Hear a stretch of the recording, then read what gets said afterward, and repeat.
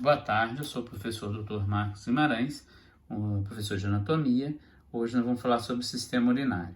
O primeiro órgão que nós vamos abordar é o rim, né? Hoje, nessa aula, nós vamos abordar o rim. Bom, são órgãos pares, por isso os rins, né? O plural de rim é rins. Temos o rim direito e o rim esquerdo. Você pode observar que o rim esquerdo é um pouco mais superior em relação ao rim direito, o que faz com que a parte superior dele esteja relacionada com a vértebra T12, e o rim direito, a parte inferior, com a crista ilíaca, ou seja, com a vértebra L3. Então o rim vai de T12 até L3, a relação anatômica dos dois rins, sendo que o esquerdo é um pouco mais superior ao direito. Ele tem um formato de feijão, só que um pouco maior, né? Tem 11 centímetros de comprimento, 6 de largura e 3 de profundidade, aproximadamente. É uma coloração marrom avermelhado e fica localizado posteriormente na cavidade abdominal, região atrás do peritônio, por isso são órgãos retroperitoneais. O peritônio fica à frente deles. Eles não são envolvidos por peritônios, né? Não são órgãos peritonizados. São posicionados atrás do peritônio. Por isso, o acesso cirúrgico para o rim acaba sendo pela região posterior. Quando tem alguma alteração, que sente dor devido a problemas renais, a dor normalmente pode ser confundida com dores lombares.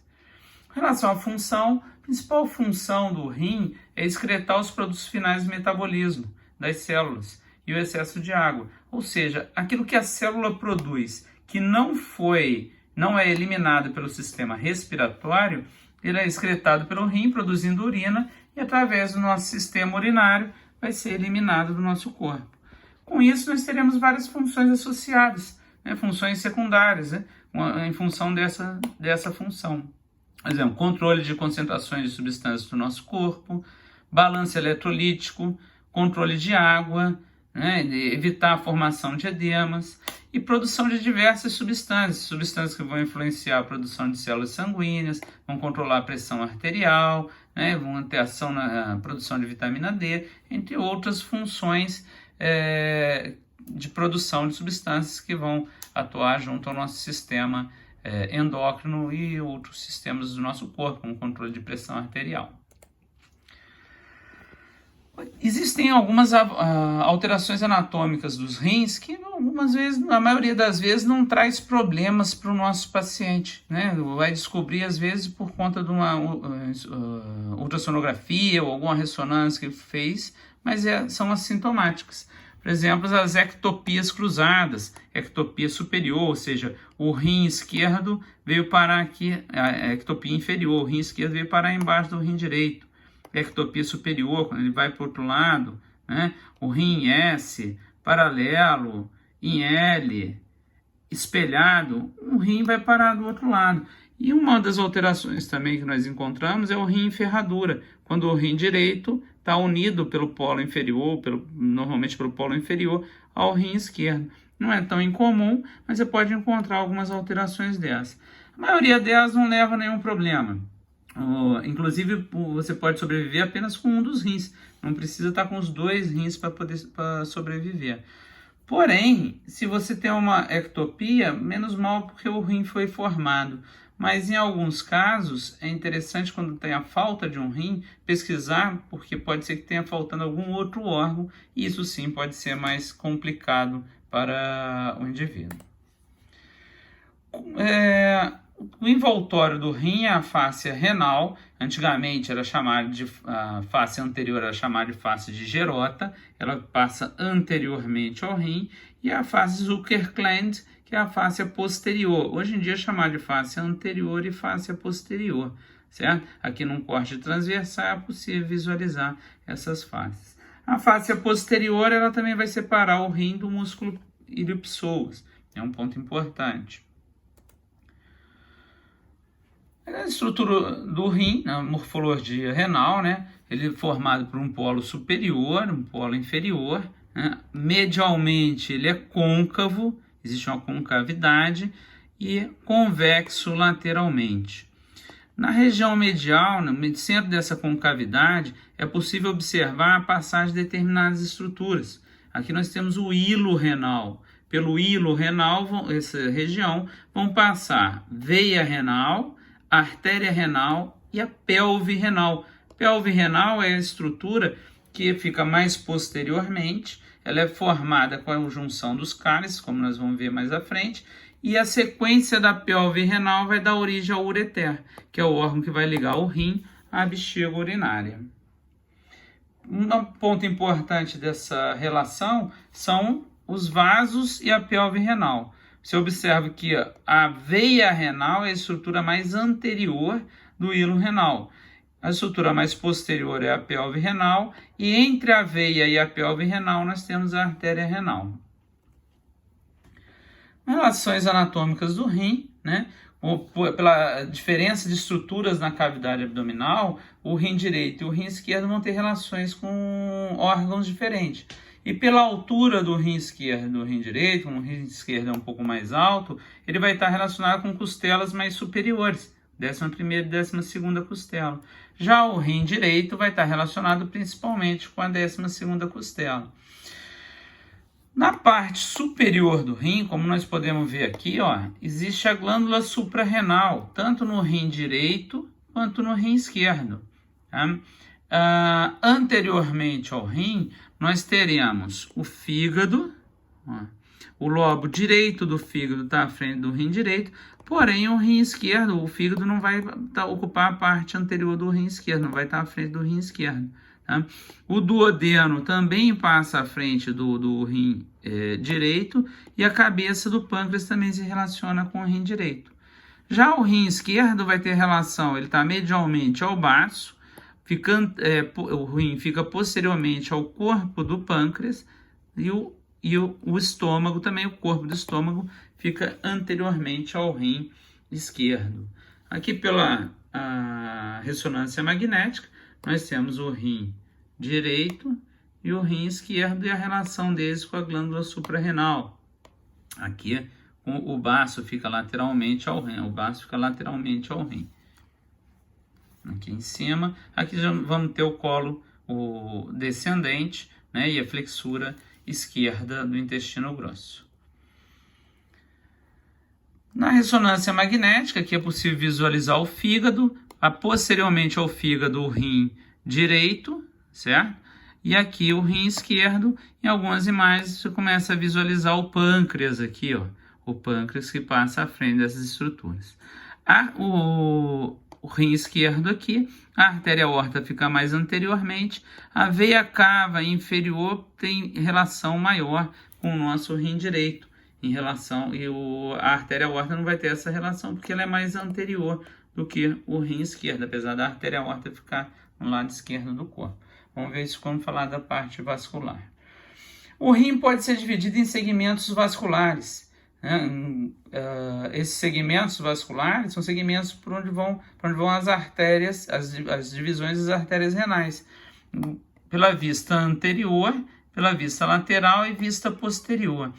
Anteriormente, eu tenho o segmento apical, ele aborda tanto a parte anterior, lateral e posterior, e toda a parte superior do rim, e inferiormente o segmento inferior do rim. Entre o segmento apical e o segmento inferior, anteriormente eu vou ter um segmento chamado superior e um segmento chamado de médio. Na região posterior, eu tenho um segmento chamado de posterior.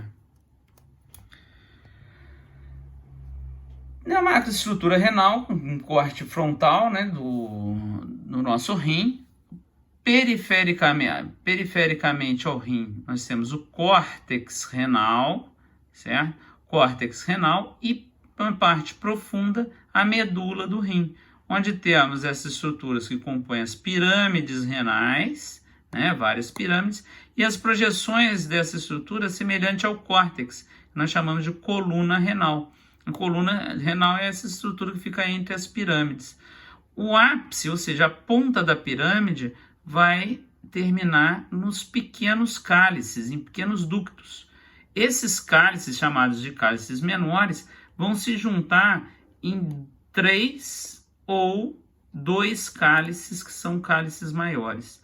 esses ductos, né, esses cálices maiores, pode ser 2 ou 3 cálices, depende de pessoa para pessoa, de rim para rim, vão se juntar para formar essa estrutura alargada, que é a pelve renal. A pelve renal atravessa o hilo renal e, ao se afinar, vai formar aqui fora do rim já o órgão chamado de ureter, que é o ducto que vai levar essa urina pronta já para a bexiga.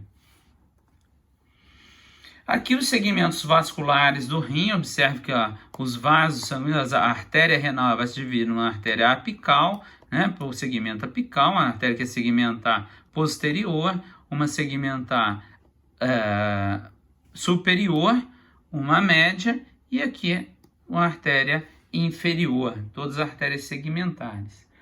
E a vascularização do rim, ela vai obedecer vai irrigar inicialmente a parte do córtex renal. Observe que a artéria renal ela vai penetrar o rim através do hilo renal, e a primeira divisão dela é através das artérias segmentares.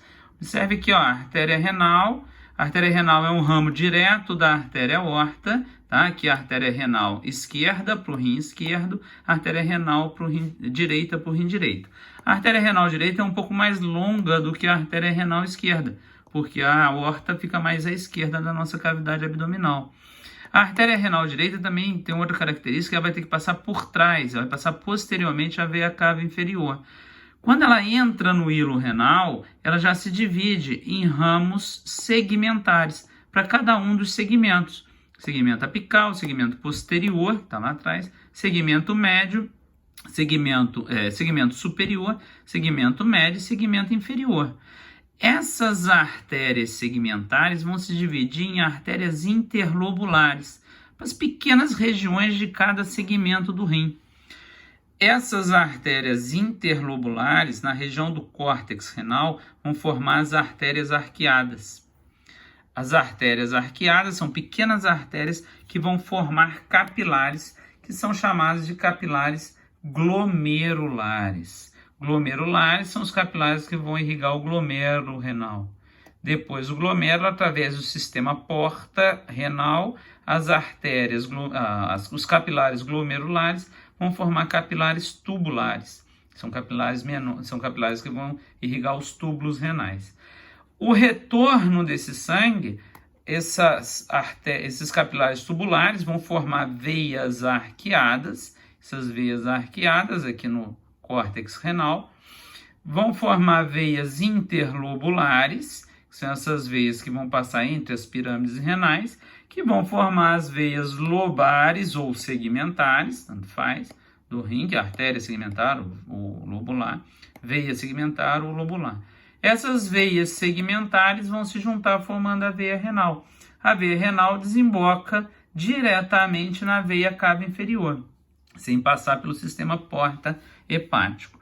Observe que como a veia cava inferior fica mais à direita, a veia renal direita é mais curta do que a veia renal esquerda. Então, e a veia renal esquerda precisa cruzar a artéria aorta. A veia renal atravessa a frente da artéria aorta. Sistema porta renal. Os capilares glomerulares são os capilares que vão irrigar o glomérulo na microestrutura renal. Após perfundir o glomérulo, esses capilares vão formar capilares tubulares para perfusão dos túbulos renais. Esse sistema vai dar um sistema que a gente pode verificar no glomérulo, a microestrutura renal. Isso é um assunto que vai ser mais aprofundado na fisiologia. Mas os capilares glomerulares perfundem o néfron. Observe a microestrutura renal. Aqui nós temos o exemplo do néfron. O néfron é a unidade funcional do rim, ou seja, é aqui que o funcionamento de um néfron representa o funcionamento das células renais como um todo, né, para a função de excreção. Então, os capilares glomerulares penetram essa parte. O néfron é dividido em glomérulo e túbulos, né? Túbulo contorcido proximal, alça de Henle, túbulo contorcido distal, e depois vão formar os túbulos coletores. O capilar glomerular vai penetrar o glomérulo, perfundir o glomérulo e vai, por difusão, perder água e pequenos íons aqui, porque a barreira nessa estrutura ela é pequena, né? O orifício é pequeno, então pequenas estruturas só vão passar, pequenos íons vão atravessar aqui, principalmente água. Então esse sangue desidratado, depois de perder água para o glomérulo, essa água vai seguir a direção dos túbulos renais. O capilar deixa o glomérulo e vai agora perfundir os túbulos renais, onde pode ocorrer o processo de reabsorção renal. Esse sangue está com a concentração aumentada, pode receber de volta a água nesse sistema.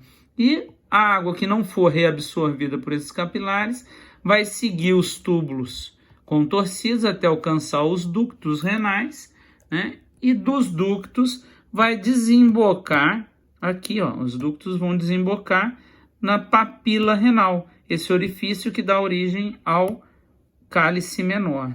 Vários cálices menores que vão ter urina já excretada vão se juntar para formar o cálice maior.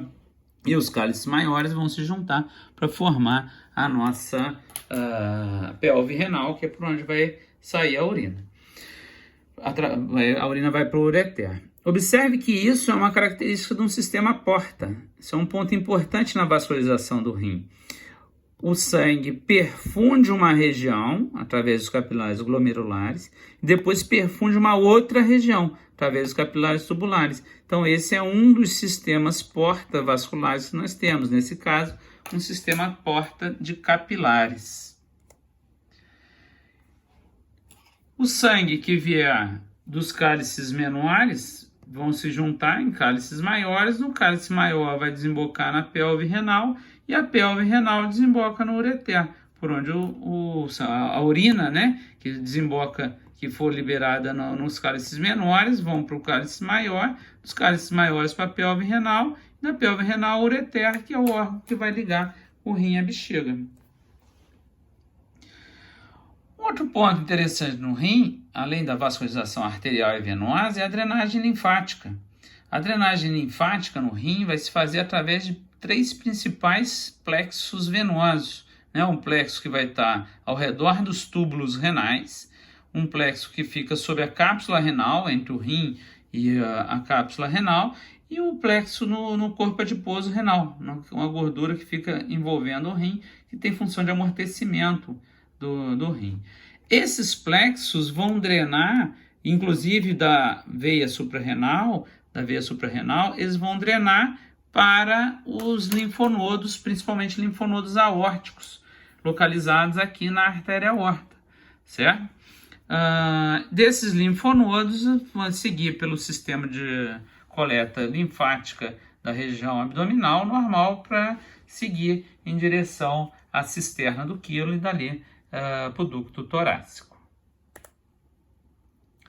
Além da irrigação, é interessante a gente estudar também a vascularização do órgão, né?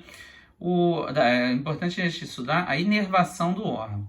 No caso do rim, nós temos a inervação do sistema visceral, a parte motora, e na parte sensitiva, apenas a inervação de sensibilidade dolorosa, né? A percepção ao rim de estímulo sensitivo, nós teremos estímulo doloroso, que são por nervos, que são nervos espinhais, que vão levar essa informação para o gânglio sensitivo, como qualquer sensibilidade geral do nosso corpo, né? Aqui a sensibilidade visceral, e o corpo desse neurônio está no gânglio sensitivo, é aquele neurônio pseudonipolar, que a gente vê quando estuda o desenvolvimento do sistema nervoso, teve origem lá na crista neural, e dali vai ser enviado por tractos ascendentes para o tálamo e para que você possa receber essa informação no telencéfalo e conscientizar-se da dor no rim, né, nas estruturas renais. Mas principalmente relacionado na dor do rim, não, na verdade a dor da dilatação dos tubos, que acontece, por exemplo, com a dilatação do ureter, né? Não é o rim que você vai sentir doer, você sente a dor é no ureter. Agora, a inervação motora do rim é a inervação do sistema nervoso autônomo. Nós temos nervos que são estímulos simpáticos, que vão levar à estimulação vasomotora do nosso rim. Essa estimulação vasomotora se faz principalmente por fibras lá do gânglio celíaco, né, os ramos do gânglio celíaco, que vão gerar inervação para a estrutura renal, principalmente para a glândula suprarrenal, a medula suprarrenal é estimulada por esses neurônios, e os vasos sanguíneos também vão ser estimulados pelo gânglio do plexo renal, o gânglio aórtico renal, que vem da artéria aorta e manda ramos para os vasos renais, tá? Os nervos esplâncnicos torácicos, principalmente esplâncnico imo, tá? Que vão levar a inervação vasomotora também para o rim, e nervo esplâncnico abdominal, que vão trazer as informações da região abdominal, informações do sistema nervoso simpático, para poder estimular a vasoconstricção, diminuindo o fluxo sanguíneo para o rim. Certo? Com isso, nós temos os principais pontos a serem abordados no rim. Essa aula foi baseada principalmente com bibliografia. Nós temos o Moore, tá? Anatomia humana, anatomia orientada para a clínica, onde vocês têm todas essas imagens, informações sobre o sistema renal. Tá legal? Um grande abraço, fica à disposição para qualquer dúvida.